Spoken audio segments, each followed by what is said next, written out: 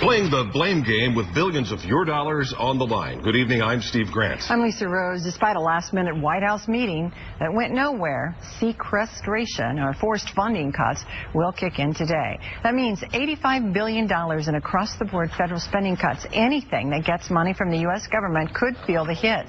President Obama blamed Republican lawmakers and called the cuts kicking in dumb, inexcusable, not his fault. Across the political aisle, GOP leader John Boehner refused the president's demand to raise taxes on the rich and said they need to tackle the spending problem instead. Americans won't feel the impact from the cuts immediately, but Mr. Obama says the middle class will have significant disruptions eventually. Some major safety net programs like Medicaid and food stamps are not part of these across-the-board cuts. Entitlements, as they're known, require almost two-thirds of all federal spending. A few minutes ago, Missouri's Republican junior senator said those account for more of the drama than congressional action.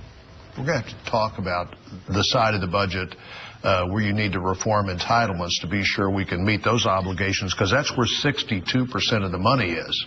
So we're taking all of these cuts out of about 38% of spending, but it's only 2.5% of all federal spending. So this is something we can do. Federal spending's increased 19% in the 4 years President Obama's been president. So even if you cut 2.5%, you're still spending 18.5% more money than you were 4 years ago. Senator Blunt said Congress needs more leadership to make sure the cuts are targeted. So he has voted to give the president more short-term power to do the necessary decisions. Blunt expects a stopgap spending bill will be approved by the end of the month.